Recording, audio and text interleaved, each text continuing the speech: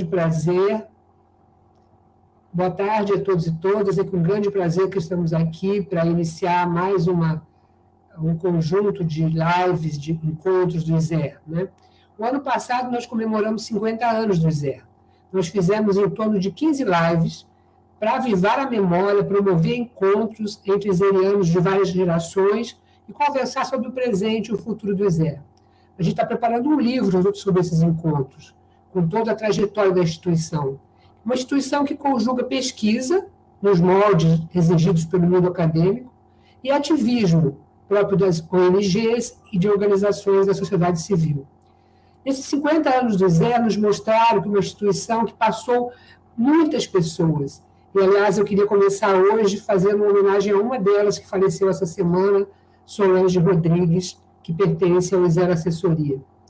Essa passagem, Solange esteve conosco ano passado e também compartilhou dos momentos importantes do ISER. Queremos fazer essa homenagem a ela, nesses 51 anos. E queremos falar também de uma instituição que passaram muitas pessoas com diferentes histórias, causas, uma instituição que conheceu tempos de expansão, tempos de retração, uma instituição que inclui temas que exigem protagonismo, presença no espaço público, mas também inclui outros temas que pedem mais parceria, mais articulação coletiva, menos presença evidente, mais colaboração e até, às vezes, alguns silêncios. O que percebemos nesses anos todos, a partir das lives do ISER? Percebemos que a diversidade cultural, que expressa a variedade humana, que expressa a força e a beleza da história do Brasil, ela é a nossa coluna vertebral. Nós sabemos que um país como o Brasil, né, que é afeito à diversidade, ele perdeu muito no seu processo de colonização, no seu desenvolvimento, que produziu inaceitáveis desigualdades sociais, que são herdadas do passado, e também novos preconceitos e discriminações que fazem esse presente na nossa sociedade.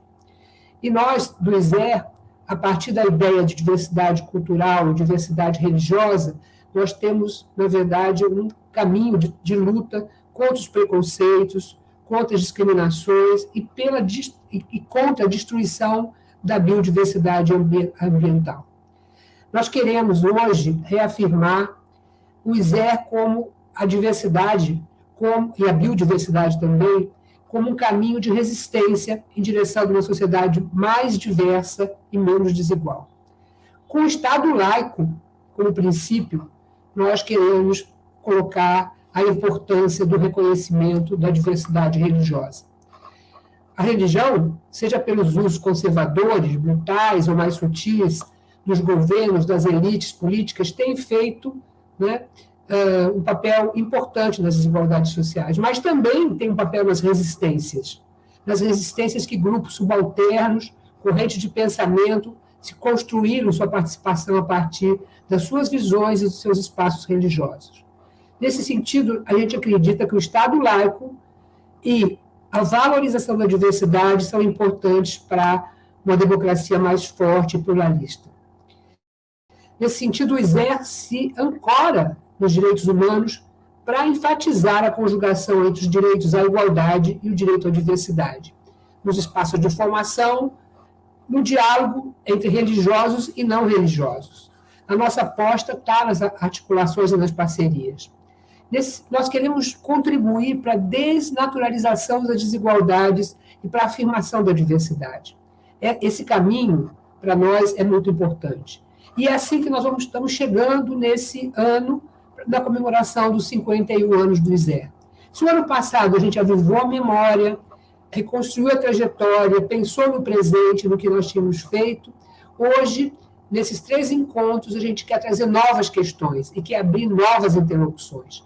Nós queremos comemorar provocando novos diálogos, promovendo encontros entre temas e pessoas que não se encontram normalmente, não se encontram, digamos, espontaneamente, né?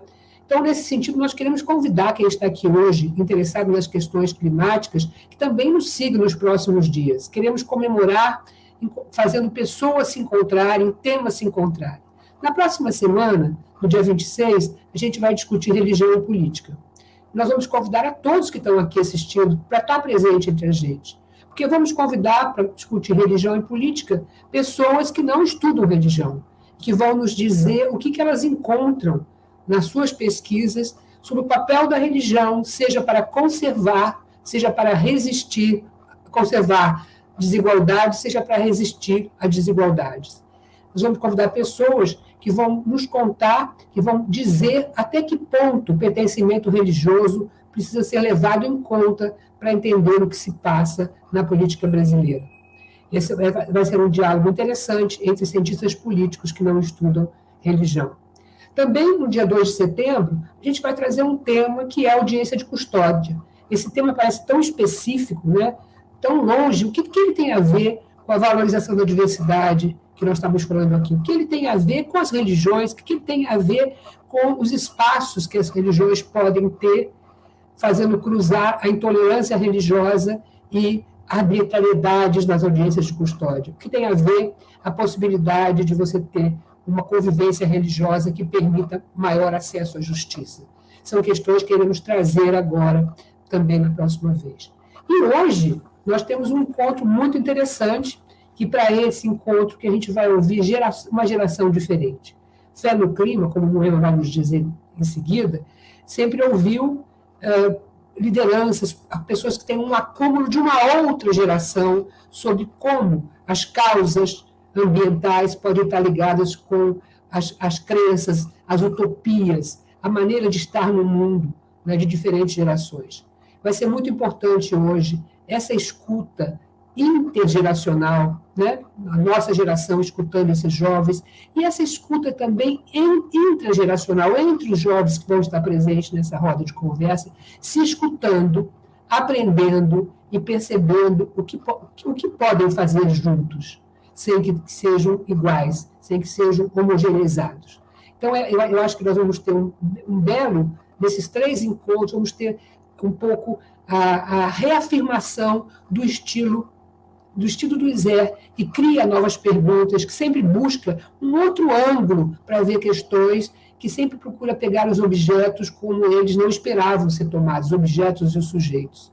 Né? Então, é isso que eu acho que vai ser importante no dia de hoje, e eu gostaria que a gente colocasse esse encontro junto com os outros 2, para que a gente compreenda mais o que é o Isé e o que a gente possa também ampliar nossas interlocuções. Para falar do encontro de hoje, nada melhor do que Moema, para quem eu passo a palavra agora, e desejo que ela se encontre muito realizada nesse novo passo de Fé no Clima.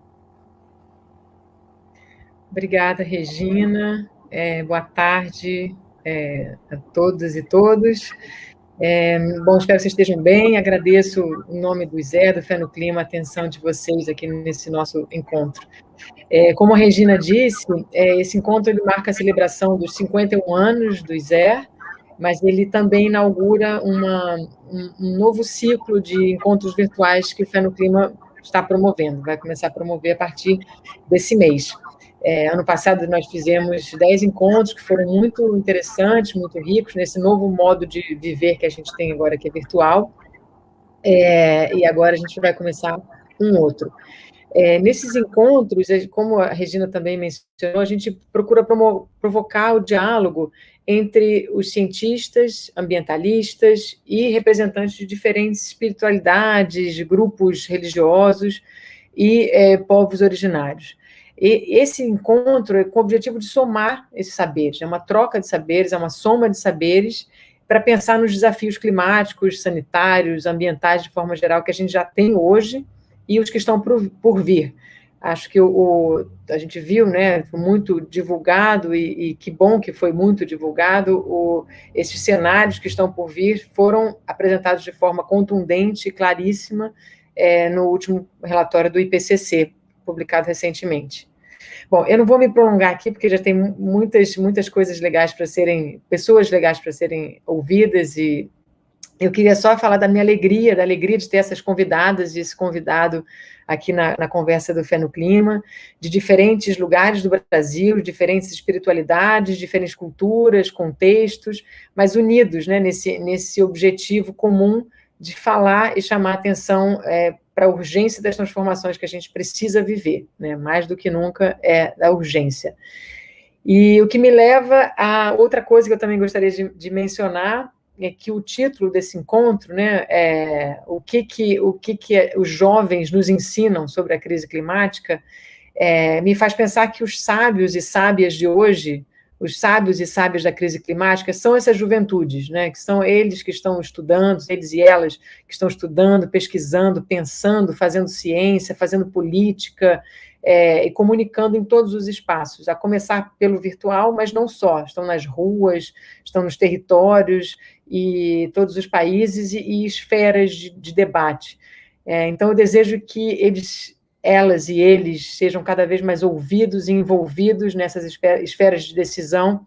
Então, vou passar a palavra para os sábios e sábias, o sábio e as sábias dessa nova geração. Eu vou passar primeiro, então, para a Karina Penha, que eu acho que dispensa apresentações, mas é uma jovem ativista climática, que atua em diversas frentes, e que a gente tem a alegria de ter na equipe do Fé no Clima.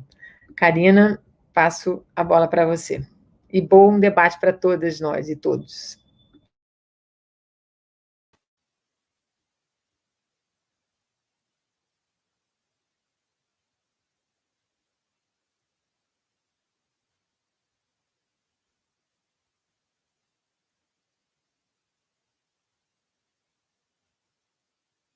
Karina, você tá mutada, a gente não se escuta.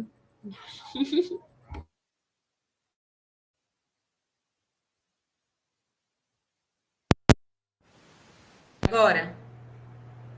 Ah, gente, era o fone, viu? Tô à vontade aqui.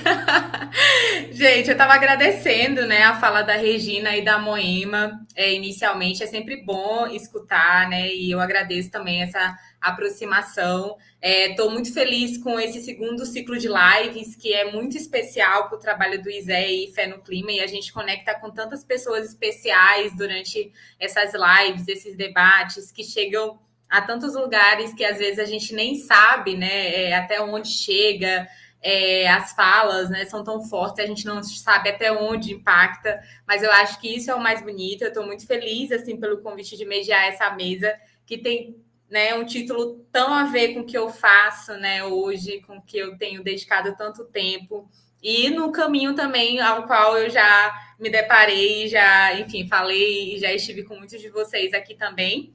Mas hoje a gente vai falar do que climão, né? Então, o que os jovens e a espiritualidade nos ensinam sobre a crise climática. Já foi apresentado aqui que a gente está vivendo um momento em que a gente fala sobre crise climática, a gente fala sobre emergência climática. Recentemente saiu aí, né, o sexto relatório do IPCC, que, para quem não sabe, é um painel muito importante da ONU.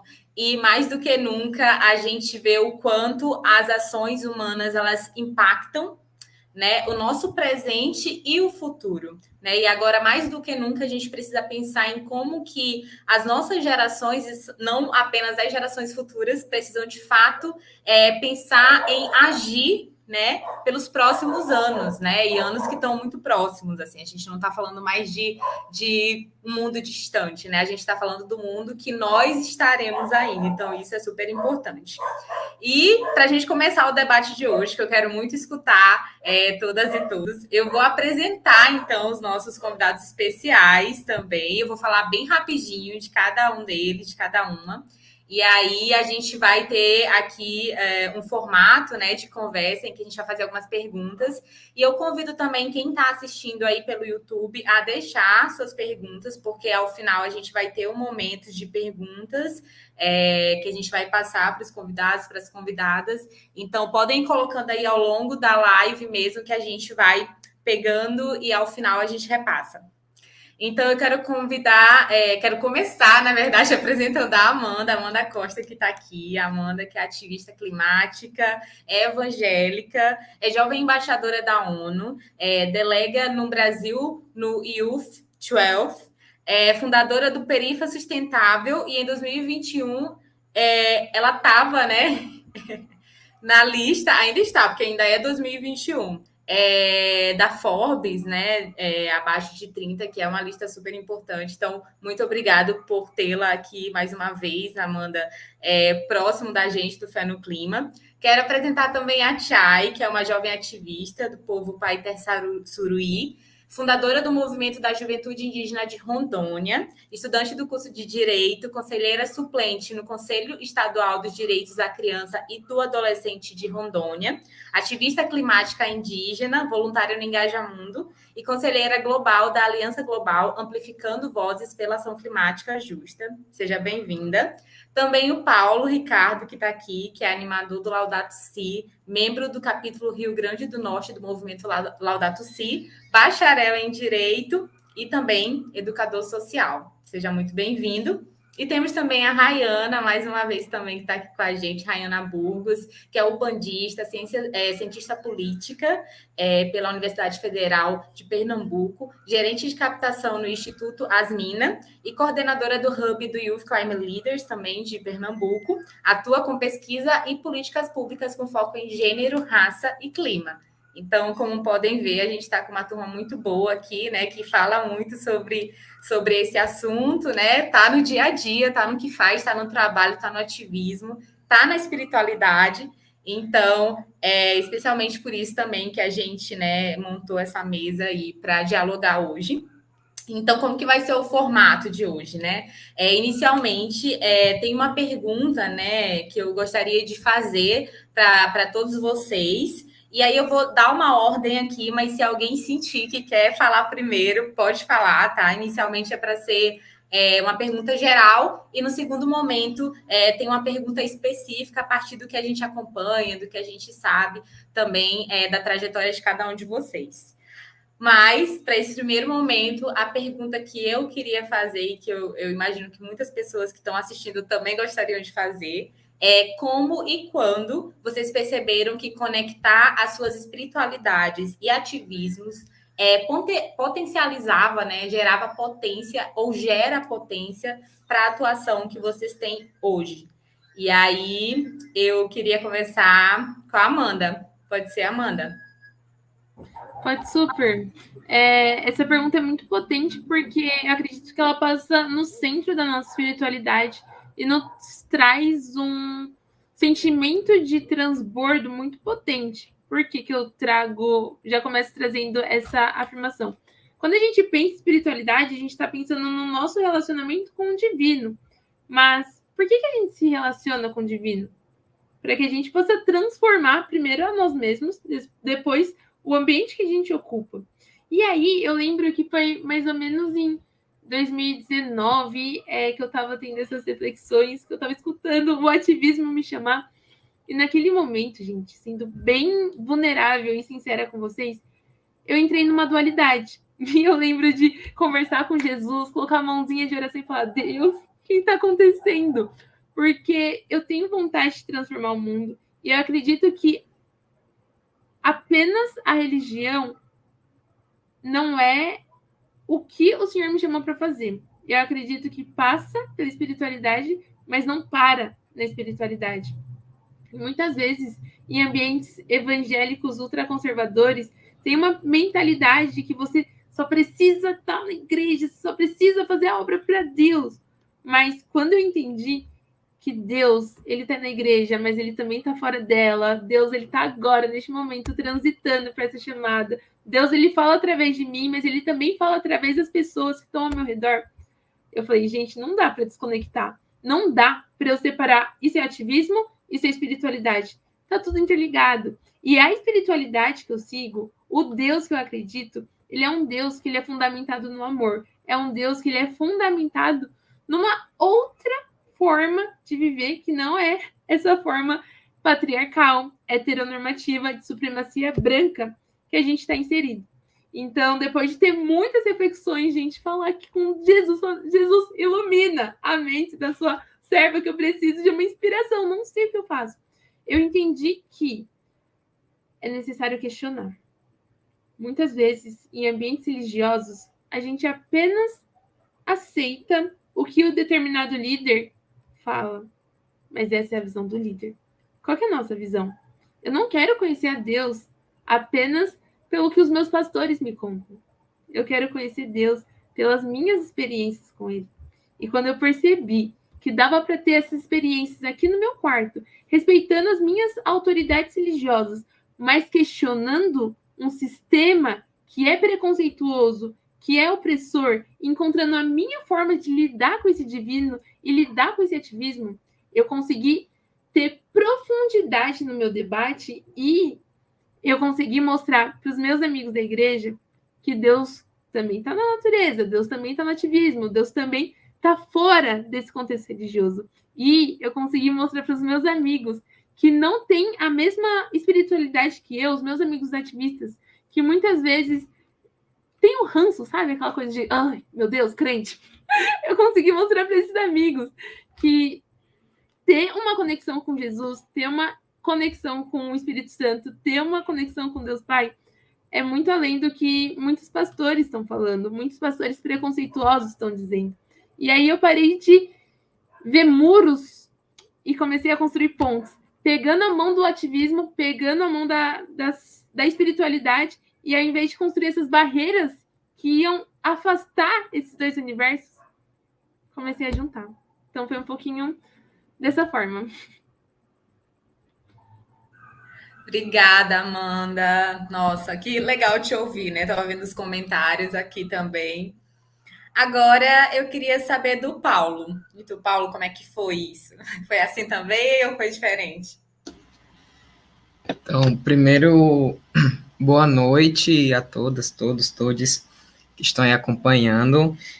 A Regina no início falava do ISER promovendo encontros, e eu já começo agradecendo por esse encontro, pela oportunidade de poder conhecer a Amanda, daqui a pouco Rayana, a Chay, a Karina, e aí saúdo a Moema e a Regina, que falaram antes de nós, mas saúdo também a Sara Luciano, que fez o convite para estarmos aqui hoje, saúdo a Júlia, as duas Júlias, né, Rossi e a Júlia, eu não vou saber pronunciar o nome correto, mas eu leio Boardman, eu não sei se é exatamente assim que se fala, então saúdo as duas Júlias, saúdo o Jean, que está aí cuidando também da técnica, e saúdo a cada uma das mulheres que aqui estão, né, nessa roda. Eu estou aqui meio que um intruso no meio das mulheres, mas saúdo a cada uma de vocês.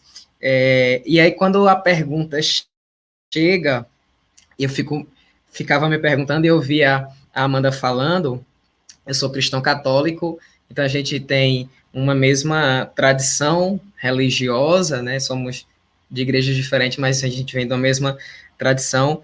Mas o que eu tenho descoberto, Amanda, é que a palavra que a Regina falou é o que faz sentido, o que dá sentido a tudo isso. É o encontro. É o andar juntos. É o encontrar com o outro. E isso nasce ou aflora em mim muito forte quando nasce, né? A pergunta é quando nasce.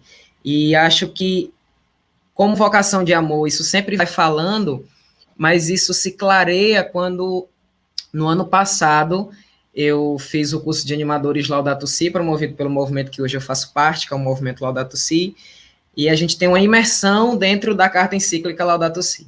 Depois daquele dia, acho que não tem um dia que eu não esteja com ela, inclusive ela está aqui do meu lado, que eu não esteja com a Laudato Si do lado, que eu não esteja lendo, revendo algum ponto. E uma das grandes questões que a Laudato Si fala é que tudo está interligado. E isso, para mim, é muito forte.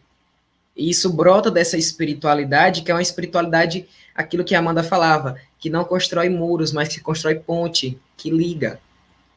Então, esse despertar veio e veio muito forte, e ela me faz ter, a cada dia, mais a convicção de que é no encontro, que é somando, que é unindo forças, que a gente vai conseguir construir, aliás, continuar construindo, porque se aqui estamos, desculpem, é porque nós já estamos dentro desse caminho de construção de um mundo que seja melhor, de um mundo de justiça social, e que a justiça social tem a ver com cuidar do outro, que é meu irmão, que é meu semelhante, mas a cuidar também de toda a natureza, E aí, Chay, eu aprendo muito com um grande irmão que eu tenho, que é do povo chucuru, as lições que ele me traz, e eu tenho bebido da fonte da sabedoria que todas as tradições religiosas apresentam, e eu tenho percebido que essa ideia de integralidade é comum nas nossas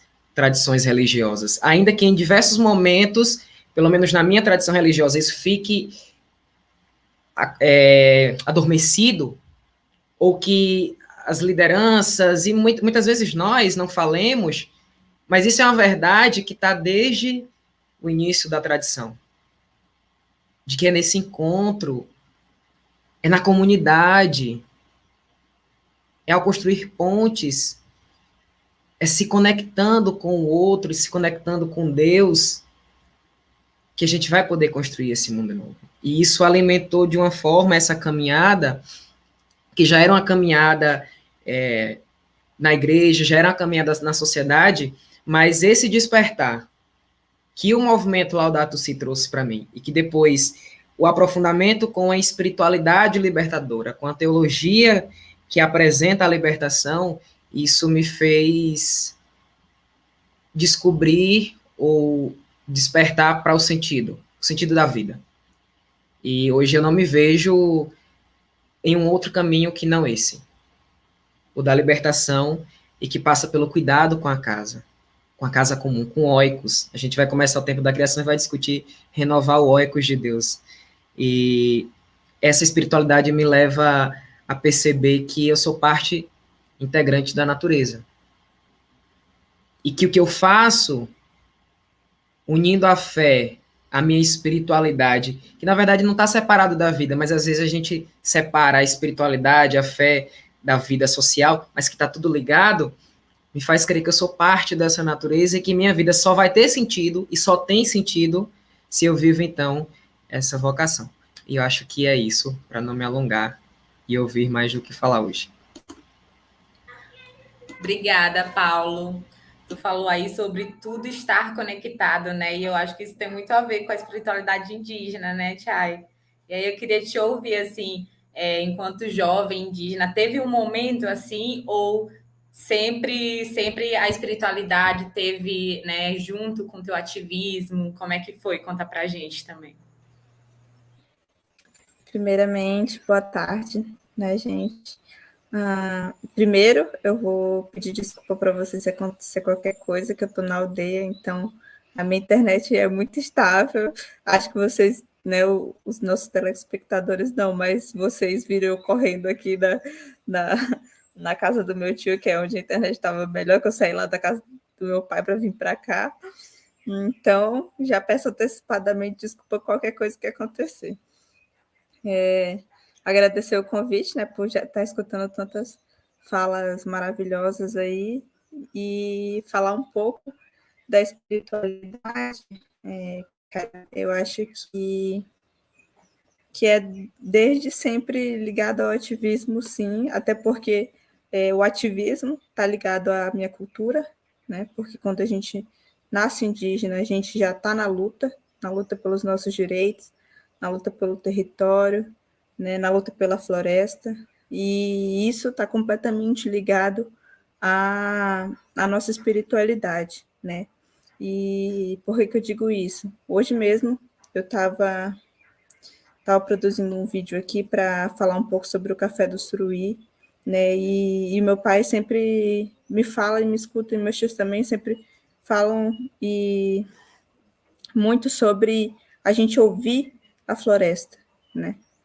Que esse é o problema do que está acontecendo hoje, que a gente parou de ouvir o que a floresta está falando, o que as estrelas, o que é a lua, o canto dos grilos, o canto dos animais, o canto das árvores, né? E o canto de toda a floresta.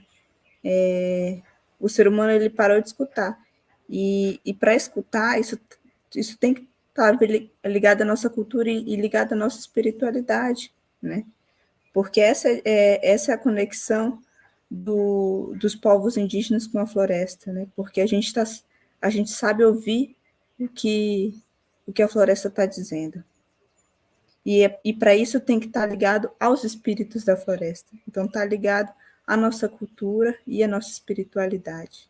Então, eu acho que falar de floresta, falar de cultura, falar de meio ambiente, falar de ativismo, é falar sobre a vida dos povos indígenas.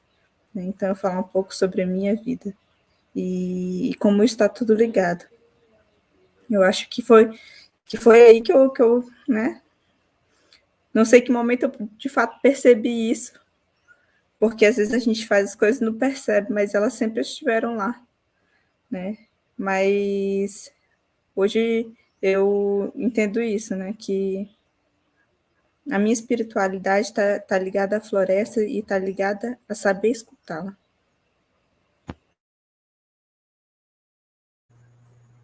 Obrigada, Chay. Muito interessante escutar isso, né? E aí tu traz isso também, que às vezes a gente não percebe as conexões, né? Mas elas existem e estão lá. E aí eu queria, né, transferir também a pergunta para a Rayana, para a gente fechar esse bloco. A gente quer escutar a tua experiência, né? Como é que foi, Rayana? Como e quando? Oi, pessoal, boa noite. A quem já chegou e a quem está chegando agora. Muito obrigada, Karina, Moema, Regina, pelo convite. Estou super feliz de estar aqui e reencontrar vocês num momento como esse. E eu acho que eu vou pegar carona na fala da Chay e dizer que o meu momento de como e quando isso aconteceu, na verdade, eu não sei. E sei também. Eu acho que nas vidas passadas eu já tinha feito esse acordo de que essa seria a minha missão, mas nessa vida agora em Terra, eu só percebi ano passado. Foi quando começou a pandemia, a gente muda planos, vê a vida parada, né? Você às vezes se percebe um pouco sem perspectiva. Daí eu comecei a ter contato mais relacionado com políticas públicas voltadas para mudanças climáticas, a tentar entender essa parte política. E aí surgiu a oportunidade de fazer o curso do Youth Climate Leaders. Eu cheguei lá no terreiro e perguntei, olha, surgiu essa oportunidade, eu nunca pensei em trabalhar com clima. Será que faz sentido eu fazer isso? Porque foge muito do que eu faço, né? Eu passei a minha vida toda, a graduação toda, estudando sobre representação feminina. Nada a ver tentar pensar agora em mudanças climáticas. Está totalmente fora do meu campo de ação. Daí pararam, olharam para mim e falaram, Rayana, você é da Umbanda. Não tem como não ser ativista climática. Você já trabalha com isso, só que você não sabe. Aí eu, putz, é bem verdade mesmo, sabe? A minha vivência dentro da religião já chama muito a essa responsabilidade ambiental. Eu só não tinha conseguido entender que dá para trabalhar com isso.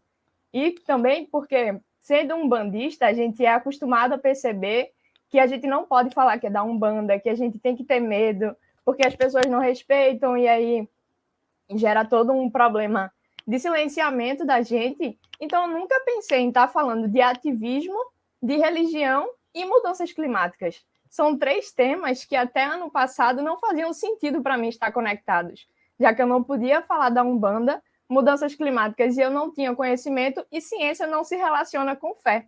Só que quando eu decidi juntar esses 3 eixos da minha fé com a ciência e o meu ativismo, eu percebi que as coisas fluíram com muito mais naturalidade.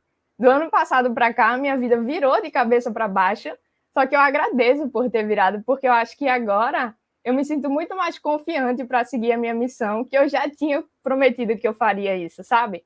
Então, o como foi super sem querer, o quando também não sei. Eu sei que eu estou muito feliz em poder estar aqui, compartilhar essas trajetórias com vocês e também poder aprender.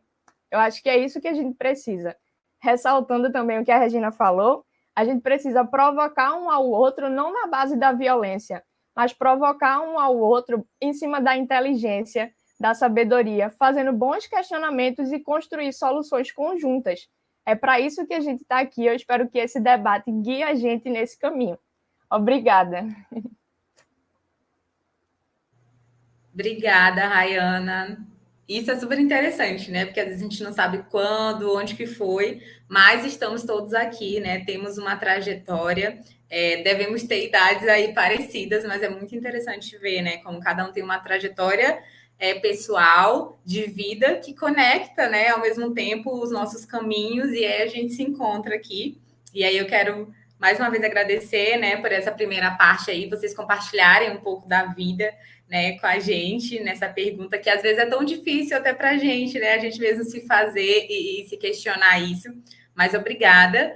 Antes da gente partir agora para a segunda parte, que tem perguntas um pouco mais específicas para cada um de vocês, a gente vai divulgar aqui agora no chat, para quem está assistindo, o site do Fé no Clima, que agora a gente tem um site repaginado e a gente convida vocês a conhecerem, e também o canal do YouTube do Fé no Clima. A gente vai ficar colocando, e junto com isso a gente também vai ficar incluindo no chat para quem quiser conhecer e quem quiser participar, um trabalho que a gente está fazendo com jovens da região amazônica, que tem uma conexão forte também aí entre sua fé, sua espiritualidade e o cuidado ambiental. E aí, quem quiser conhecer, se você conhece alguém que se encaixa nisso, se você é uma pessoa que está assistindo e se sente chamado para isso, pode preencher esse formulário que a gente está colocando aí como um convite mesmo para uma aproximação e para conhecer um pouco mais do Fé no Clima. Bom, mas então, vamos partir agora para a segunda parte. Nessa segunda parte, a gente traz algumas perguntas sobre a trajetória do que a gente conhece de vocês também, do que a gente vê nas redes. E aí, falando em redes, eu queria começar com a Amanda, né? Então, a minha pergunta agora vai para a Amanda. Bom, Amanda, nos últimos meses, né, você que é muito ativa nas redes, a gente tem visto uma série de reportagens, né, sobre o comportamento de parte dos evangélicos brasileiros, né, que são muito plurais, é importante a gente ressaltar isso aqui, né, assim como todas as outras espiritualidades também. E a gente vê, né, nessa série de reportagens que os evangélicos brasileiros, as evangélicas, têm se posicionado por questões socioambientais cada vez mais, né? E você sendo uma delas. E aí, como que é para ti, enquanto uma jovem evangélica, ocupar hoje esse espaço? Eu queria saber sobre a tua experiência, como que tu te sente, né, sendo hoje essa pessoa que ocupa diferentes espaços, mas que a gente tem acompanhado, né, que não, infelizmente, ainda não é tão comum, mas que agora a gente está falando mais sobre isso dentro desse espaço, né? E aí eu queria ouvir um pouco da tua experiência. Ótima pergunta para a gente iniciar esse debate. É complexo, é bem complexo, porque a gente precisa ter muito cuidado com a narrativa que a gente carrega para que não fira nenhuma parte. Hoje eu estou jovem embaixadora da ONU, estou vice-curadora do Global Shapers, que é uma comunidade do Fórum Econômico Mundial, com jovens de diversos países que estão implementando projetos de impacto social nas suas comunidades. Eu estou diretora executiva do Perifa Sustentável, que é a minha organização que nasceu como projeto, e agora a gente está com o CNPJ, fazendo todos esses processos. E uma das coisas mais importantes, que sempre que eu tenho um espaço de fala, uma palestra, eu sempre coloco como eixo central de todo o meu ativismo. Eu sou filha do Eterno. Repare na minha comunicação, comecei falando que eu estou fazendo essas coisas, mas eu sou filha do Eterno. Então eu tenho consciência da minha identidade, tenho consciência de quem eu sou em Deus, e sei que os espaços que eu estou ocupando hoje são transitórios. E uma das coisas que eu quero fazer com os lugares que eu estou é que eu não seja única. Porque, infelizmente, e a gente precisa falar disso para conseguir romper algumas barreiras. A gente vive num país que ele é machista e racista estruturalmente. Então, quando uma mulher preta alcança esses espaços, geralmente ela é colocada no lugar de preto único, pretinho de estimação das organizações, das empresas e tudo mais.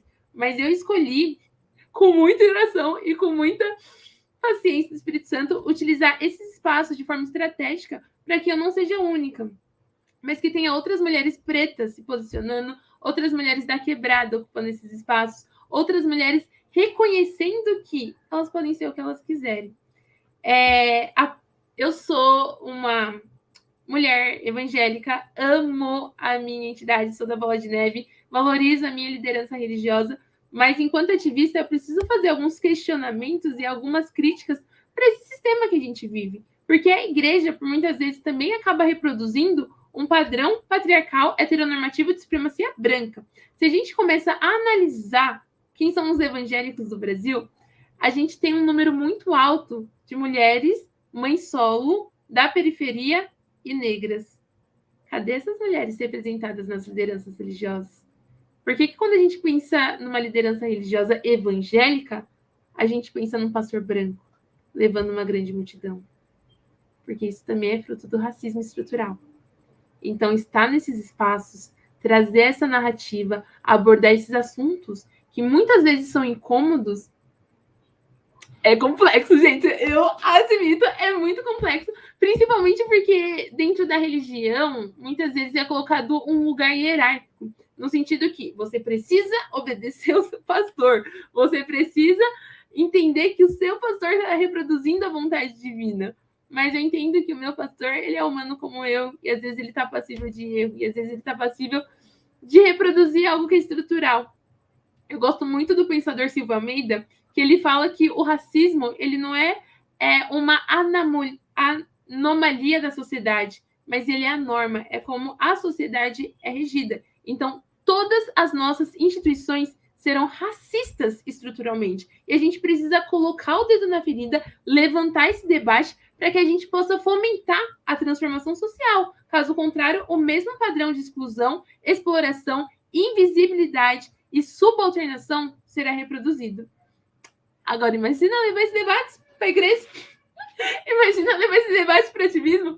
Mas, apesar de ser complexo, é algo que eu me sinto viva fazendo. Sabe quando você tá naquela atividade, naquele processo, você fala, cara, eu nasci para fazer isso. É isso que me dá energia. É isso que faz os meus olhos brilharem. É isso que me dá...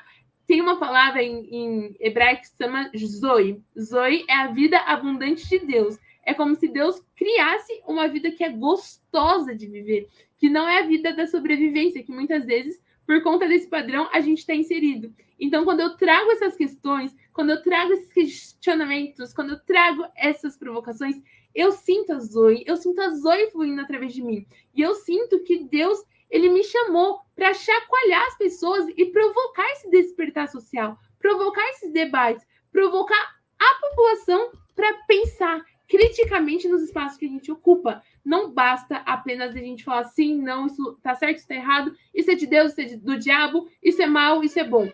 Não, o Deus que eu conheço na intimidade do meu quarto, ele me permite questionar. Ele gosta quando eu questiono. E se eu questiono no meu quarto, quando eu estiver na igreja, com muito temor e muito amor, eu vou questionar. Quando eu estiver numa palestra sobre ativismo, quando eu estiver numa ação, quando eu estiver numa conferência da ONU, eu também vou questionar. Porque eu não vou ser apenas uma peça colonizada de um sistema que quer me silenciar. Então, eu vou questionar. Obrigada, Amanda. Tu falando isso, né? Para mim é muito potente também, porque a gente já trocou muitas cartas, né, Amanda? Nós duas somos duas mulheres ativistas climáticas negras da periferia. Então, enfim, a gente percebe muito isso ao longo da jornada, mas é muito interessante, né? E em uma dessas pesquisas que saíram, inclusive tu trouxe isso, Amanda, é que a maioria hoje das igrejas evangélicas são mulheres negras, né? E é muito interessante isso, porque dentro hoje do ativismo climático, a gente fala muito que a gente quer um ativismo mais interseccional. E interseccionalidade fala sobre vários sistemas de opressão, né? Então, você ser mulher, você ser negra, você ser periférica, você ser evangélica, hoje em dia no Brasil, a gente, né, precisa tornar esse espaço muito plural. E eu fico muito feliz também de te ver nesse espaço, ocupando esse espaço, trazendo a fé, né, falando sobre o que tu acredita. Então, é isso, assim, muito obrigada. E como várias pessoas já colocaram aqui no chat, de fato, né, é muito bom te escutar. E aí a gente volta daqui a pouco. E agora, né, falando aí sobre interseccionalidade também, né, eu queria convidar a Rayana, né, e aí a minha pergunta para a Rayana é uma pergunta sobre algo que ela falou agora há pouco, né, que ela quase que já respondeu a pergunta, então senti que era para falar isso mesmo. Rayana, as religiões de matriz africana, elas trazem fundamentos, né, que se relacionam diretamente com os elementos da natureza, né? Isso é muito visível, assim, né? Muito visual. Geralmente são características, né, que as pessoas conhecem também, né? E como tu falou, infelizmente, as pessoas conhecem muito pouco, a gente conhece muito pouco disso, que tem tanto a ver com a nossa história, mas alguns elementos as pessoas conhecem, né? São simbólicos, assim. E aí, a minha pergunta para ti é, enquanto jovem umbandista e cientista política, como que hoje tu percebe essa relação dos jovens de terreiro com a questão ambiental e o debate sobre a crise climática? Assim? Como que é hoje em dia lá dentro? Bom, obrigada por essa pergunta, é uma pergunta super interessante, porque eu sou jovem, até ano passado eu fui secretária executiva da Rede de Articulação da Caminhada de Terreiros daqui de Pernambuco, e nesse ambiente eu lidava tanto com pessoas mais velhas quanto pessoas mais novas. E é muito interessante perceber como a tradição do respeito à natureza e ao meio ambiente, ela é passada pela oralidade, mas também ela é reforçada dentro dos rituais da religião e também é reforçada como a nossa filosofia de vida. A gente cresce aprendendo a cultuar os orixás, aprendendo a cuidar da natureza, a louvar a um Deus, a Oxalá, a Olodumare, a Zambi, a Tupã, como você quiser chamar, em todos os ambientes. Então, desde sempre, eu cresci acostumada a perceber que Deus estaria presente em todas as coisas. Então, também está presente na natureza. Também deve existir esse respeito com o outro e com a casa comum, como o Paulo falou. Então, a juventude de terreiro já cresce inserida dentro de um debate ambiental. A gente aprende a cuidar da natureza, de plantas, a entender como funcionam os ciclos da natureza, mas existe uma diferença entre estar inserido no debate ambiental e está inserido no debate sobre a crise climática. Por quê? Esse debate sobre a crise climática, especificamente, exige que a gente tenha acesso a um conhecimento que ele ainda é muito restrito. Eu não consigo chegar no meu terreiro ou chegar numa rede de terreiros e falar sobre o IPCC, como você mencionou, como a Moema mencionou também, sobre esse relatório. Eu não consigo falar de adaptação e de mitigação com muita facilidade, porque esse é um conhecimento ainda de uma elite. E eu me coloco dentro dessa elite porque eu tenho acesso a esse conhecimento, mas eu reconheço que, tendo acesso a esse conhecimento, eu tenho o papel de repassá-lo, porque foi assim que eu aprendi na Umbanda. O meu conhecimento ele só é válido quando é repassado. Então, eu ocupo espaços para falar sobre a Umbanda, mas também para falar para a minha Umbanda, para a minha casa. E aí, trazendo esse debate sobre a crise climática, a gente consegue perceber também que as pessoas de terreiro são pessoas, em sua maioria, também residentes de comunidades mais vulneráveis, de comunidades periféricas, de baixa renda, e que, apesar de não estarem inseridos no debate da crise climática, são as pessoas que mais sofrem com os efeitos dessa crise. São as pessoas que frequentemente têm suas casas alagadas, que frequentemente veem o seu sagrado sendo destruído com a poluição do mar, com o desmatamento, com queimadas, mas a gente não está ocupando esses espaços para dizer que está errado. Então, existe essa dualidade da defesa ambiental e de ocupar espaços sobre a crise climática. Por isso que é muito importante a gente criar ambientes como esse, porque eu consigo falar para outras pessoas que o debate sobre a crise climática ele é interseccional e para a gente enfrentar esses desafios passa também pela questão da justiça climática, de entender que as pessoas mais vulneráveis elas vão ser sempre mais afetadas pela mudança da crise por causa de um contexto socioeconômico. E aí, trazendo de volta para a realidade do terreiro, a gente consegue perceber, por exemplo, que é importante criar essa cultura, discutir isso internamente dentro das suas casas também, chamando uma responsabilidade para próximas gerações. A gente precisa falar do respeito ao meio ambiente e da crise climática também, porque são as nossas ações individuais que vão refletir no conjunto, que vão refletir nos impactos dessa crise, se o mundo vai acabar amanhã, semana que vem ou daqui a 100 anos, o que vai definir são as nossas ações. Então, é por isso que a gente precisa começar a trazer também esses termos técnicos, esse debate que é chato, que nem todo mundo está disposto a ouvir, mas trazer de uma forma mais natural, de chamar a atenção para que quando eu cuido do meu ambiente, de quando eu cuido da minha casa, quando eu tenho práticas sustentáveis no meu dia a dia, tanto na minha casa espiritual, que é o terreiro, quanto na minha casa onde eu resido, que esses impactos têm um efeito a longo prazo. Então, lá dentro do terreiro, a gente está acostumado a ouvir, a conversar e a questionar também sobre por que as coisas acontecem assim, mas a gente também tem que trazer a responsabilidade para a gente. A gente tem que atuar defendendo o meio ambiente, ocupando esses espaços e chamando a atenção para uma crise que ela vai afetar todos, independente da crença. E é isso que a gente tenta perceber dentro do terreiro. A juventude de terreiro, ela se mobiliza hoje para reforçar lugares, para reforçar o pensamento, ocupar lugares que foram negados a gente há muito tempo. Se ano passado vocês tivessem me perguntado, Rayana, tu acredita que ano que vem tu vai estar falando sobre Umbanda e crise climática? Eu ia falar, que mentira!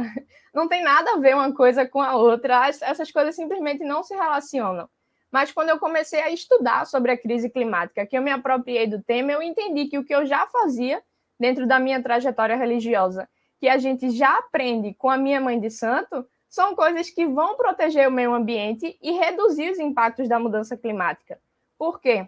Lá no terreiro a gente cultua caboclos, cultua indígenas, a gente consegue louvar pretos velhos, pretas velhas, e essas entidades passam para a gente um conhecimento de respeito, de cuidado, de regeneração, de entender que a natureza se transforma, mas que não é porque a natureza está dando um recurso a gente que ele é infinito. A gente tem que ter esse cuidado e essa noção de que as coisas simplesmente podem acabar. Mas o que não pode acabar é a nossa fé e a coragem para transformar o mundo. Então, é assim que a juventude de terreiro se movimenta, é assim que eu me movimento. Com muita coragem, mas também com delicadeza para conseguir entender e juntar esses dois espaços, do debate ambiental com a crise climática. Obrigada. Eu que agradeço, Rayana, que potência tua fala, né? Quando tu fala isso, que ano passado, né? Enfim, seria uma surpresa para ti. Isso é tão potente, né? Porque a gente descobre o quanto o conhecimento acerca disso chega nos lugares, né? Muitas vezes é isso, a gente descobre que a gente já fala sobre, mas não com essa linguagem, né? Que a gente, às vezes, está tão distante das periferias, das comunidades de fé, né? E que a gente está tentando aí tanto, né? Desmistificar e traduzir os nossos espaços, né? Mas obrigada, muito obrigada por compartilhar. E agora tem uma pergunta que me conectou muito na tua fala também, que eu quero fazer para a Chay, que quando a gente fala sobre os efeitos das mudanças climáticas, né, a gente sabe que não dá para fugir, todo mundo vai sentir, está sentindo esses efeitos, mas a gente sabe, né, que, e aí a gente fala sobre a própria justiça climática, né, que pessoas, territórios, lugares não serão afetados da mesma forma. Né? E a gente já vê isso em qualquer crise, a crise climática não é diferente. E eu acho que por isso que os povos indígenas, né, desde sempre, se colocam muito à frente nessa luta, né? E aí a minha pergunta para ti, Tia, é que as juventudes indígenas, elas têm construído uma mobilização muito potente pela agenda climática, né? Inserindo em todos os espaços o sagrado. E isso é muito simbólico, né? Muito único, assim, também. E um exemplo foi a vigília, né, que teve em Brasília, no último acampamento que teve em Brasília, né, contra o marco temporal, que ao mesmo tempo que tinha uma potência muito grande, no momento que você vai enquanto guerreiro, enquanto guerreira, para frente, a mesma força, né, de se reunir ali e a importância de ter um momento de vigília, assim, né, foi uma coisa que para mim, pessoalmente, me chamou muita atenção, assim, né, a gente sente, de fato, essa importância do sagrado. E aí eu queria te perguntar qual que é a importância de fortalecer a dimensão espiritual frente aos desafios da nossa atualidade, né? Porque a espiritualidade indígena, ela fala muito sobre conhecimentos repassados, né, por anciãos, de forma oral, e que ainda hoje a gente consegue, com certeza, né, utilizar para o que a gente está vivendo hoje em dia, né?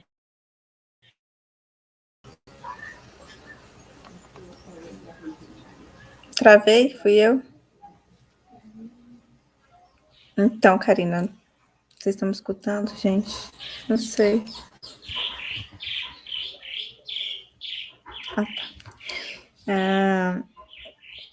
Eu acho que a importância do fortalecimento da cultura está exatamente nisso, né? a força dos povos indígenas, elas também vêm da floresta, né? Tanto que quando a gente vai para a guerra, vai para a luta, a gente sempre faz os nossos rituais, né? A gente sempre canta, dança, pede força, né? E isso está tudo ligado à nossa espiritualidade, né? Esses cantos, essas danças, e todo o fortalecimento da nossa cultura está ligado aos espíritos da floresta, né? E é por isso que a gente está lutando também pela floresta.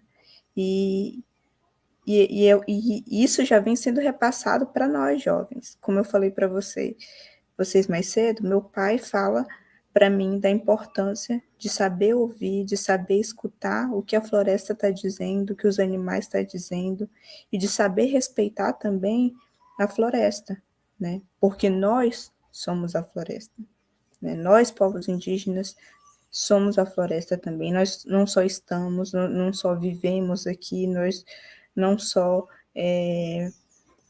nos utilizamos dela, mas nós somos parte dela, né? E é por isso que nossos territórios são sagrados também para a gente. É por isso que a gente é contra, por exemplo, o marco temporal, porque não é qualquer terra, né? Não é simplesmente pegar a gente botar em outro território, não, porque essas terras são sagradas para a gente tem uma conexão especial com elas. E isso, eu, escutando a fala da Rayana, eu fiquei pensando muito de como isso também está ligado, né, ao que eu senti também, ao que eu sinto, né, dessa dificuldade, às vezes, de trazer essas questões para dentro do território mesmo, porque ainda que a gente cresça, viva na floresta, falar de mudanças climáticas, falar de Acordo de Paris, NDC, falar do próprio relatório, do IPCC, é difícil, né, aqui, apesar disso ser uma coisa que está nas nossas vidas. Mas que a gente faz desde sempre, né? Eu não conheço uma pessoa que fale melhor de sustentabilidade do que o meu pai, né? E ele nunca falou sobre, por exemplo, o tripé da sustentabilidade, mas ele fala muito disso, né? Fala sobre fortalecer, né, a nossa espiritualidade, de saber ouvir o que os mais velhos têm a dizer, de respeitar o que a floresta tem a dizer, né? E isso já está sendo repassado para os jovens, e os jovens estão falando isso, né? Eu acho que o mundo deveria começar a escutar o que os jovens também têm a dizer sobre as mudanças climáticas mesmo. Eu acho que a abertura foi muito legal, que ela falou, né, que agora os novos, eu não lembro a palavra certa, mas profissionais sobre as mudanças climáticas são jovens. E eu acho que é isso mesmo. Mais cedo eu fiz uma outra live, né, que era sobre crianças e adolescentes, né, sobre os direitos da natureza da criança e do adolescente. E a gente falou muito exatamente sobre a visão dos jovens para a natureza que foi repassada, né, pelos nossos mais velhos, pelos nossos sábios, pelos nossos ancestrais, do respeito a esse planeta, do respeito à vida. E isso acho que só pode ser feito fortalecendo a cultura, a nossa cultura mesmo, e fortalecendo a nossa espiritualidade, que por muito tempo também foi perseguida e atacada, né, porque a gente, né, não podia exercer a nossa espiritualidade, não podia ter nossos pajés, tanto que hoje o meu povo só tem um único pajé, né? E hoje a gente também está tentando recuperar isso, recuperar a nossa, não deixar perder, né, a nossa espiritualidade e fortalecê-la, porque é dela que vem a nossa força. Obrigada, Chay. Obrigada também aí por esse relato, né? Que é isso, assim, é não deixar perder. E a gente observa muito isso, né? Que muitos conhecimentos que em um tempo haviam se perdido, a gente está conseguindo recuperar agora, né, dentro do movimento ambiental.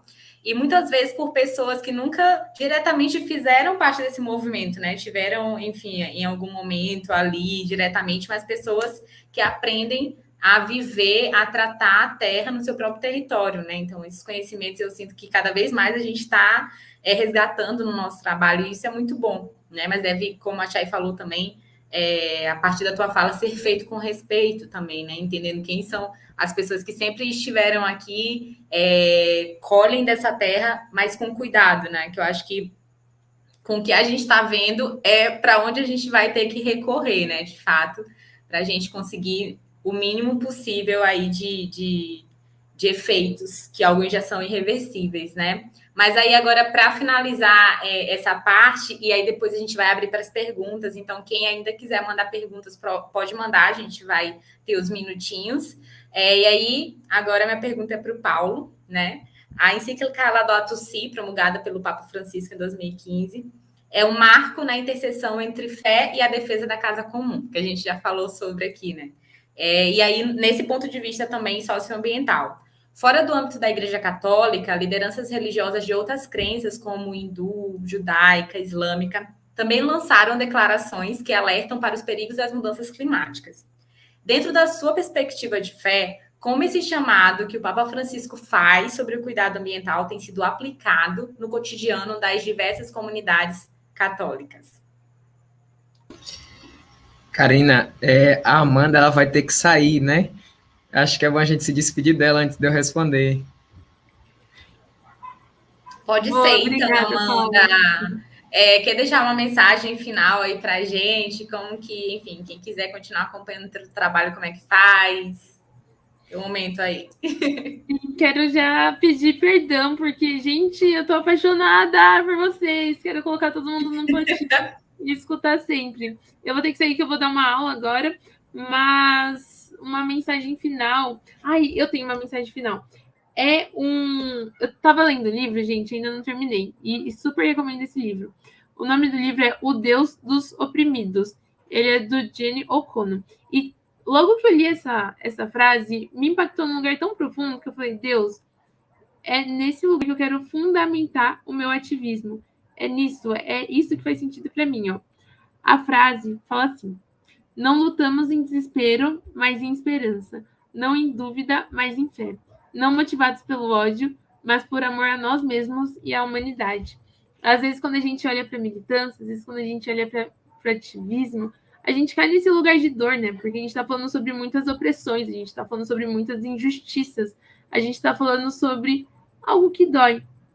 Mas eu escolhi, e eu escolho todos os dias, né? Porque é uma decisão constante. Fundamentar a minha luta, fundamentar a minha fé, fundamentar o meu ativismo no amor. Porque eu acredito que pessoas curadas, elas curam. Pessoas que estão vibrando no amor, elas conseguem curar o mundo, curar o universo, curar esse planeta que tanto precisa de cura. Quem quiser acompanhar um pouco do meu trabalho pode me seguir nas redes sociais, @souamandacosta, e o meu LinkedIn é Amanda da Cruz Costa. Eu adorei esse papo, foi incrível, gente. Obrigada, Karina, obrigada, Rai, obrigada, Chay, obrigada, Paula. Obrigada, Amanda. Obrigada a todo mundo que ajudou nessa articulação, organização, foi lindo, gente. Obrigada. Beijo. Até a próxima. Bom, gente, então agora a gente vai escutar aí o Paulo, e aí depois tem mais algumas perguntinhas para finalizar aqui para vocês. Maravilha. Então, mais uma vez, reforçar, né, a alegria de estar nesse espaço. E alguém botou aí no chat comentando como Karina tem feito uma mediação maravilhosa, né? Eu acho bom a gente deixar isso aqui bem aberto, né? Então, parabenizar também, Karina. Obrigado pela mediação. E eu quero começar a responder sua pergunta, na verdade, fazendo um link com o que a Chay acabou de falar sobre as juventudes. Eu faço parte de uma comunidade de espiritualidade libertadora e de diálogo interreligioso, que é a comunidade Bremem. E na nossa comunidade, todos os dias a gente faz uma oração diária, e nós temos feito partilhas com diversas religiosidades, e no último dia 11 a gente refletia sobre a espiritualidade que brota dos movimentos de juventude. né? Não são necessariamente espiritualidades religiosas, mas existe uma espiritualidade, um sentimento muito forte, uma mística dentro disso, e é o nosso irmão, o monge Marcelo Barros, ele partilhou uma frase do Jorge Bernanos, que nos anos 40, ele, um escritor francês que viveu nas montanhas de Minas Gerais, escreveu o seguinte: se a juventude esfriar, a humanidade inteira baterá os dentes e o mundo todo voltará à era do gelo. Isso tem ecoado muito forte dentro de mim, porque tem feito eu pensar meu papel enquanto jovem e o meu papel enquanto juventude organizada, dentro dos movimentos que eu faço parte da igreja e na sociedade de maneira geral. Então, isso tem sido muito forte. E quando eu escuto a Chay falando, a Rayana, a Karina, a Amanda, quando eu venho falar aqui, eu percebo exatamente o que essa frase traz, né? A juventude, ela esquenta o mundo, ela é esse motor de transformações. Então, a gente precisa ser escutado, né? A sabedoria que a gente recebe, a Chay falou, né? A sabedoria que a gente recebe de tantos outros e que a gente vai colocando na prática, mas que a gente também vai construindo e a gente vai cutucando também aqueles que já vieram antes de nós e vai dizendo, olha, vamos olhar por esse lado, e historicamente a juventude tem esse papel de ser esse motor de revoluções, né? Então acho isso muito importante. O nosso movimento, o movimento Laudato Si, e aí já entrando propriamente dentro da pergunta, quando quando Karina fala e pergunta, né, o que é que as comunidades católicas têm feito, e eu acho que de início tem algo muito interessante quando, ainda no contexto da pergunta, a Amanda vai falar do Papa Francisco e de que outras lideranças estão apontando esse caminho. E eu acho isso interessante pensar, porque não é um caminho pensado por uma só religião, ou por uma só igreja, ou por um só líder religioso, ou por uma só pessoa. Várias pessoas estão pensando esse caminho, isso está surgindo, ou isso vem sendo mostrado e sendo visibilizado por muitos. É uma mensagem comum, que agora está ganhando mais visibilidade, e a Chay fala, e aí eu lembro que no livro A Queda do Céu, o Davi Copenau fala, olha, isso que inventaram de ecologia, nós já vivemos há muito tempo. E ele diz algo que a Chay falava, nós somos a floresta, então a gente tem que cuidar, porque nós somos parte dela.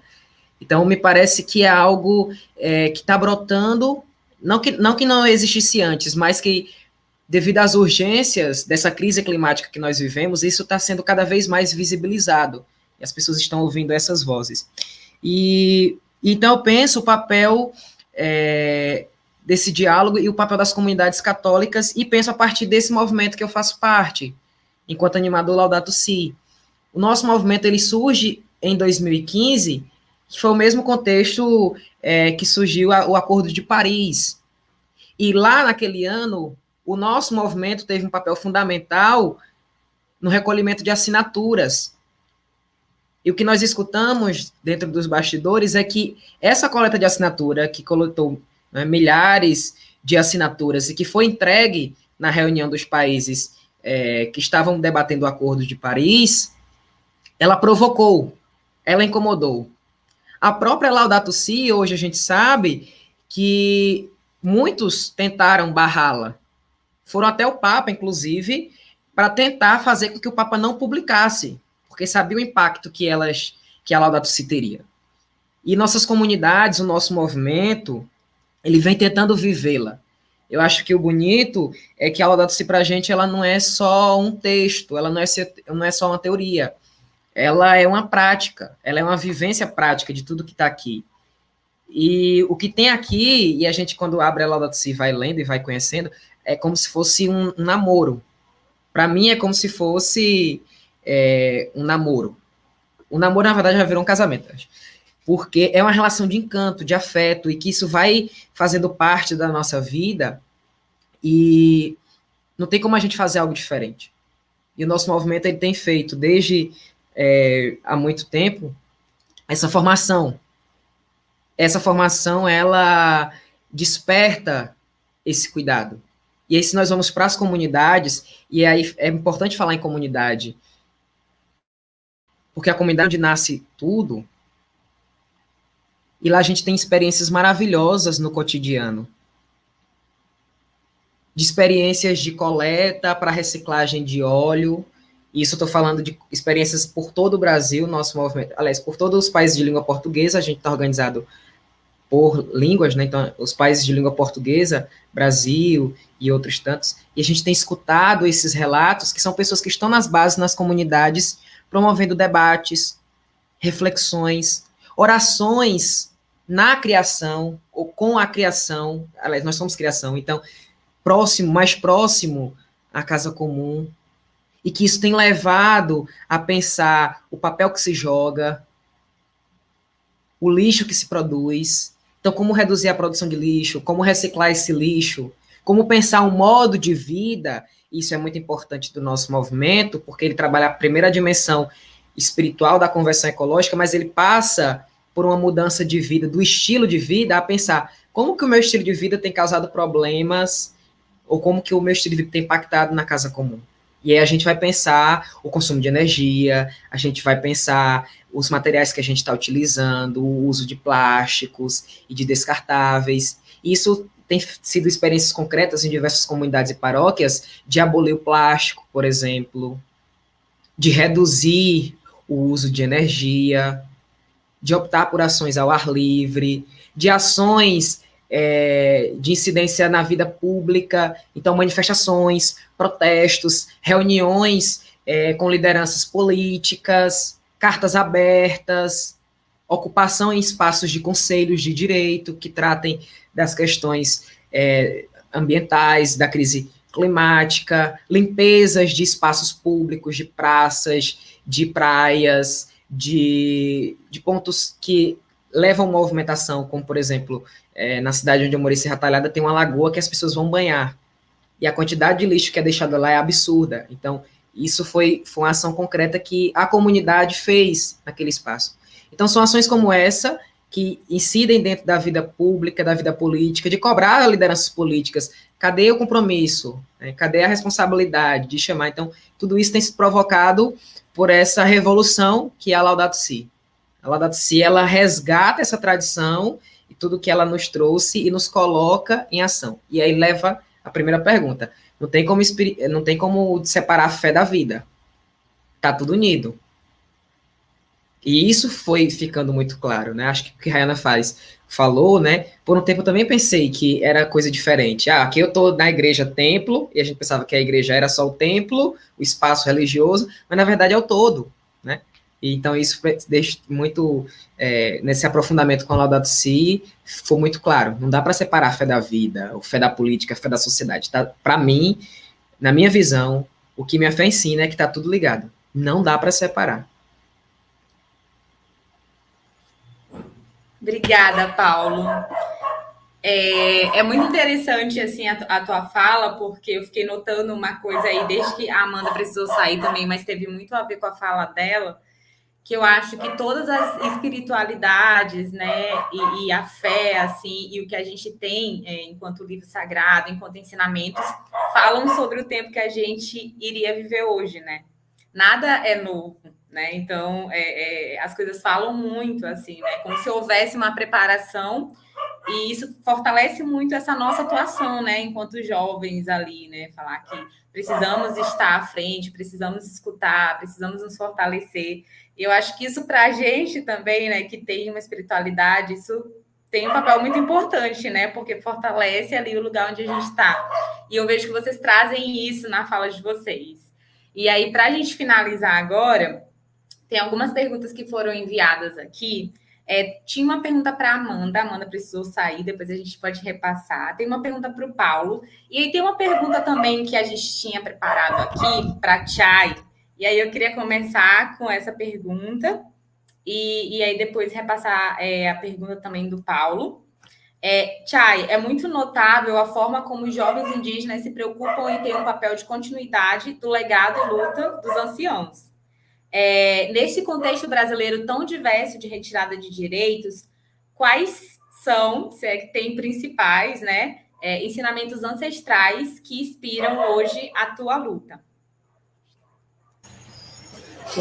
Oi, gente, voltei para minha rede aqui. Eu acho que... Eu não sei se tem um principal, né?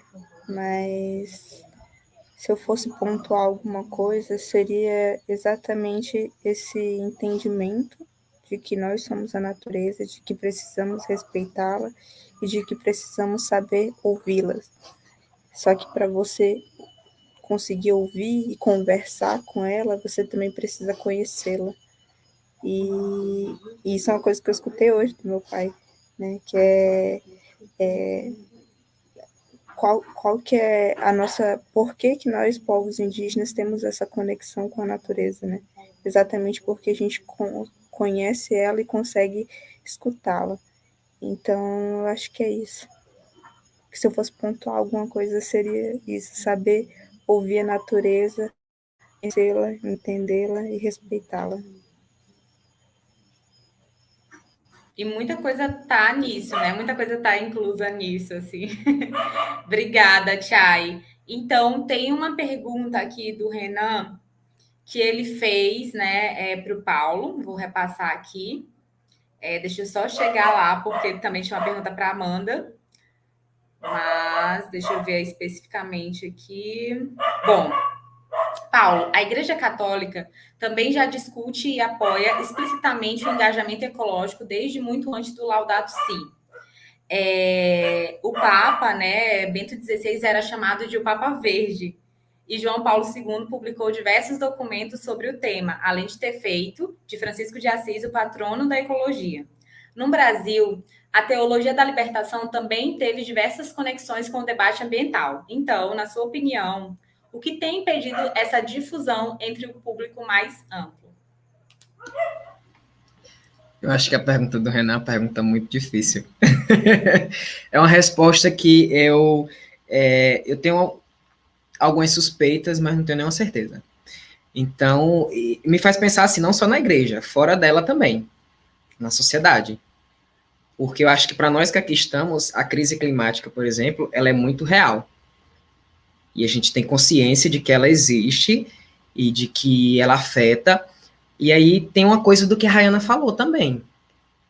Existe um conhecimento que ele está elitizado. Quando a gente passa nas universidades, a gente sabe o quanto o conhecimento ele é elitizado na sua forma de produzir, enfim, que muitas vezes é uma linguagem que ela não é acessível para as pessoas. Então, acho que isso é a primeira coisa. Depois que... Bom, pensando a minha realidade pastoral, eu vi que mais em cima, o Renan, na pergunta que eu até faria para a Amanda, né, ele vai dizer que a igreja tentando difundir uma inspiração bíblica para a causa ambiental, né, e na verdade eu acho que é um resgate do que a tradição já traz, e eu acho que é importante a gente saber isso, a gente não está inventando coisa nova aqui, a gente está falando de conhecimento que já é muito antigo, de sabedoria que é antiga, que as comunidades judaicas já viviam antes de existir cristianismo, por exemplo. Porque quando a gente resgata o texto do Primeiro Testamento, eu estou trazendo um texto que já tem aí milhares de anos da vivência de um povo que tem aí toda essa tradição de vida. Então, acho que é algo que já é milenar, inclusive. A gente está resgatando esses conhecimentos. A resposta, eu sinceramente não sei. É muito difícil a gente pensar por que que não. Mas é difícil porque a gente está trazendo uma mensagem contrassistêmica, por exemplo. Então, a gente está falando aqui de uma coisa que nós somos parte da criação, que nós somos criaturas de Deus, que nós fazemos parte do todo. A Chay fala isso, a Rayana fala isso, a Amanda falava isso, mas o sistema capitalista vai dizer que a gente tem que utilizar a natureza para a nossa riqueza pessoal, que a gente tem que utilizar os bens, né, que a gente vai chamar até de bens, os bens naturais, os recursos naturais, como meios de produção. Então, a gente vai utilizar. E existe aí um antropocentrismo que coloca o homem no centro, e o homem é a principal figura da criação, ou eles nem entendem como criação, não sei o que eles entendem, mas que tudo tem que servir para nós, ser humano, humanidade. E eu acho que lutar contra esse sistema é difícil. E a Rayana, ela pode falar algo nesse sentido também, e que eu acho que tem um pouco disso. A gente está fazendo uma luta contra-sistêmica, inclusive dentro das nossas igrejas. de pessoas que querem uma fé e uma espiritualidade que ela é alienada, que não vai me ligar, não vai me conectar com o que está acontecendo na sociedade, que vai ser eu e Deus e pronto, acabou e tá tudo bem, quando na verdade não tá. Não é só eu e Deus, é eu e o todo, e o oikos, a casa. Né? Eu acho que Rayana também pode trazer alguma coisa nesse sentido.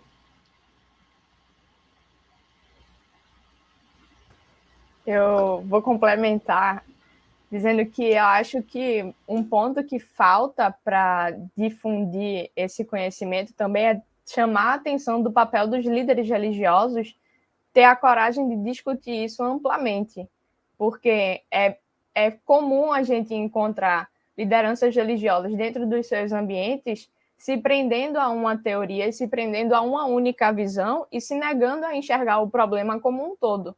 Então, trazer essa responsabilidade também para os líderes, chamar a atenção dos fiéis de que o nosso comportamento ele precisa estar conectado 24 horas por dia com a espiritualidade, significa que a gente tem que defender a natureza dentro ou fora da nossa igreja. Lá no terreiro a gente brinca que a gente é um bandista 24 horas por dia, porque nem dormindo a gente tem descanso.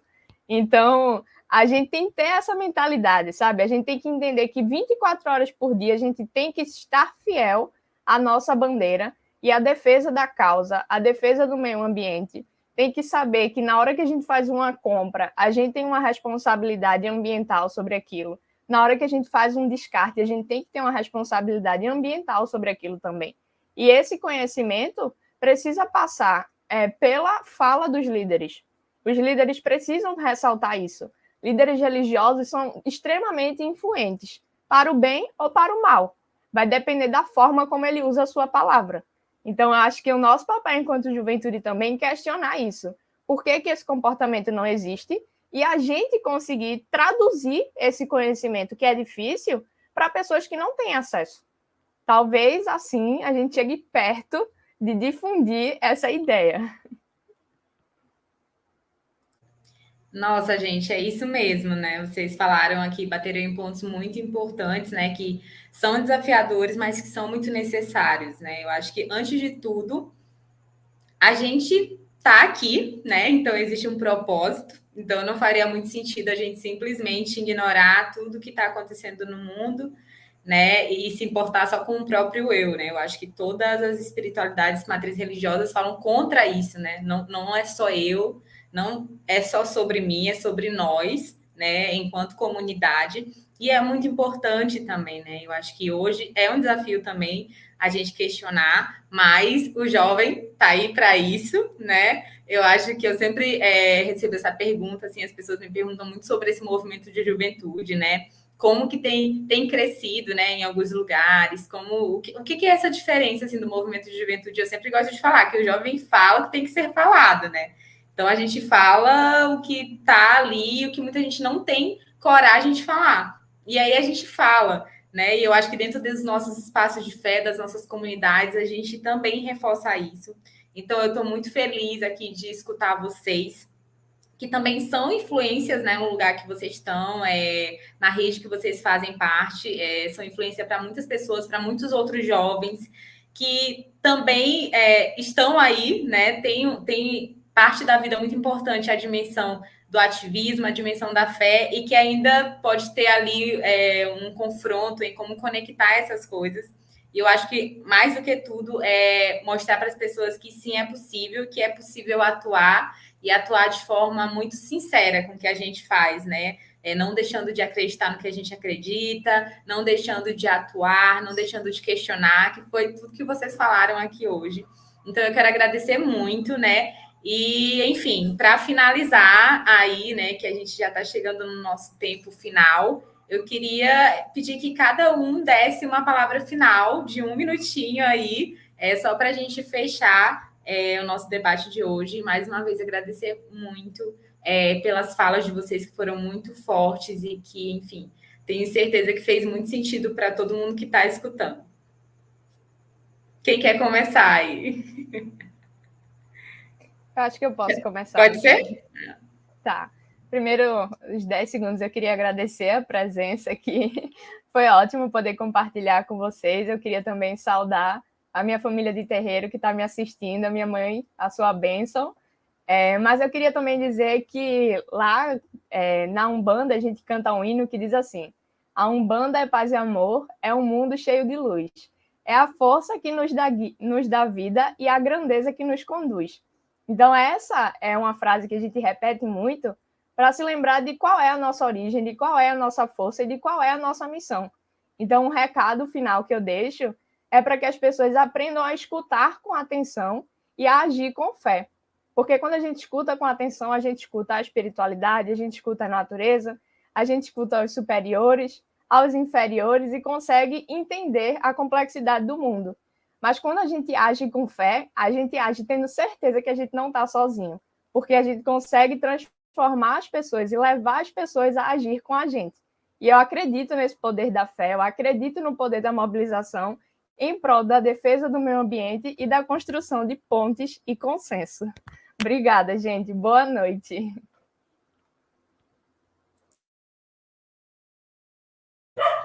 Obrigada, Rayana. Pode ir lá, Paulo.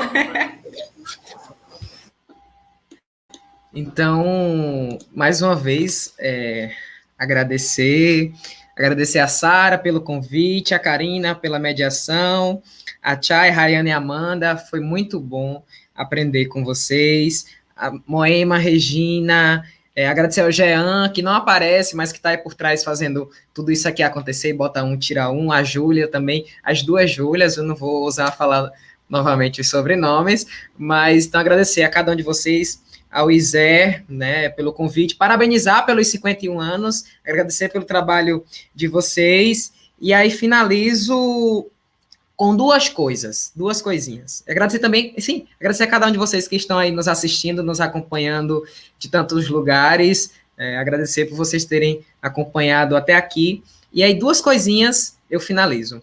Primeiro que eu estou cada vez mais convencido, mesmo em pouco tempo de vida, 23 anos, mas estou cada vez mais convencido que a gente precisa retomar as bases. Não que a gente esteja fora, mas que a gente precisa retomar as bases, chegar junto às pessoas e transmitir essas nossas mensagens. De conversar e de pouquinho e fazer aquele trabalho de formiga que a gente já tem lições, experiências antes de ir às comunidades, às ruas, nos grupos de ruas e fazer essa conversa, esse movimento, essa transformação. A gente precisa sair do elitismo academicista, a gente precisa sair das elites de movimentos e descer às bases, chegar até as comunidades, até os pequenos, de onde nós vimos e que às vezes a gente esquece de onde a gente veio. A gente precisa voltar e a gente só vai conseguir a transformação, a gente só vai conseguir a mudança que a gente quer se a gente volta às bases, se a gente volta às comunidades. É um lugar que a gente sai, que a gente passa e que a gente tem que estar voltando todo o tempo.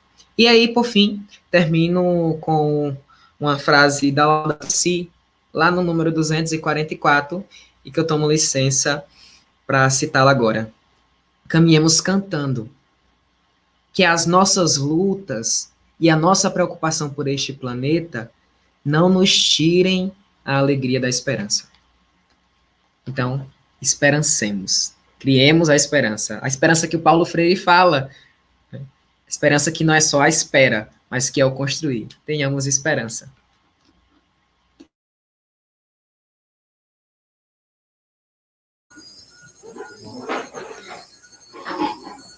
Então, agradeço a todo mundo, né, que nos assistiu até agora, a todo mundo que o Paulo agradeceu, e aproveito para agradecê-lo também. Né?